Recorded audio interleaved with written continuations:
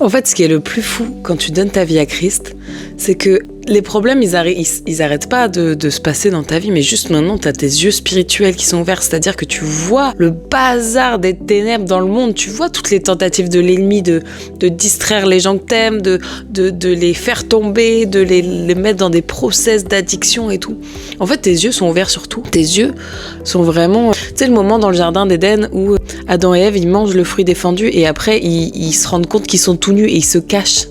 En fait, c'est ça vraiment la chute, c'est de se rendre compte qu'autour de toi, le péché, mais inonde. Et c'est hyper compliqué de se concentrer sur la grâce qui surabonde, tu vois.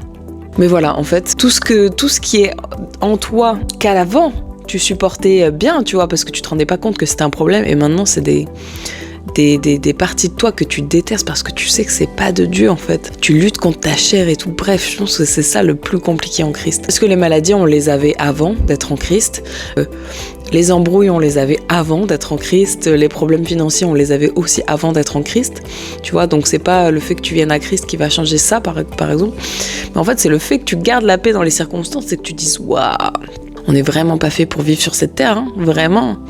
Il manque Dieu vienne nous chercher. Du coup, voilà, vraiment, aujourd'hui, je t'invite à partager la bonne nouvelle de Jésus-Christ qui est mort sur la croix pour nos péchés à des gens autour de toi. Là, je te mets au défi. Tu trouves, allez, une personne, c'est bien. Si t'en trouves 5, c'est bien. Et tu vas lui partager la bonne nouvelle de Jésus-Christ. Et si tu sors pas de chez toi, si t'es en train de regarder cette vidéo, c'est que t'as Internet. Voilà. Donc vraiment que le Saint-Esprit te pousse à la conviction, il t'envoie vers les gens qui ont le cœur disposé. Et après, tu reviens témoigner. Bref, soyez bénis.